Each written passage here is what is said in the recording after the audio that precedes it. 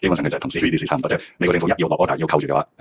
冇得走嘅 USDC 係。咁我有觀眾有問題想問，點解既然佢同美元一對一掛啦，即係呢個明白啦，咁點解唔可以用美元直接買比特幣咧？因為始終都要有一個 transition， 即係你要入去嗰一下咧，入去嗰一下你一定係要用 fiat currency 去買，因為而家市場上面供應嘅仍然係 fiat currency 係法定貨幣，咁要法定貨幣你一定要有個法定貨幣嘅對家喺虛擬世界入邊，咁嗰個就穩定幣。你係喺法幣嘅體系裏邊，跟住你想入去一個虛擬嘅 crypto 世界，咁呢一步就跳入去嘅時候咧，就中間人要鬧，咁你未經過嗰個鬧。除非 Lori 咧，其實佢嗰個問題有兩層嘅，頭先Victor 答咗第一層啦，第二層咧就係 OK， 你直接用美元或者港元買 ETF。Bitcoin ETF，因為你直接喺股票市場買，就 bypass 咗成個虛擬貨幣，所以點解而家我哋香港嘅 ETF 啦、Bitcoin ETF 啦、Spot ETF 啦，係有一個好獨有嘅 feature，個 feature 咪可以 redemption，OK， 你可以隨時 redeem，可以有一個 redemption 嘅機制喺入邊，咁即係話咧，我哋可以將我哋買咗嘅 Bitcoin ETF 換翻做一個真正嘅比特幣，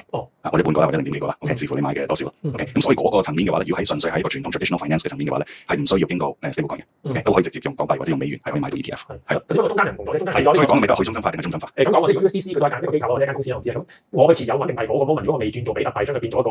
高 wallet 形式儲存嘅時候，其實我都喺個中心化體系入邊，可唔可以咁理解？嚴格講都係仲係中心化入邊，係咯，即係直至到你落咗自己嘅 wallet 你先至係安全。係咯，即係你即係我擺個交換店度啫嘛，即係佢幫我啦。其實因為 Bitcoin 落咗你個 wallet， 唔係 USDC 隨時都可以俾人中共。所以其實係即係如果真係一個真係要用到去中心化，應該係雖然我要經過一個中間人去先可以獲得到比特幣，但係我擺落中間人嗰個過程咧要越短越好，因為如果我擺落嗰幾日咧，我當啦，我有100萬 USDC 喺度啦，嗰幾日出事嘅話咧，其實都可以令到我嗰啲錢會冇咗喎。咁即係 FTX 咯。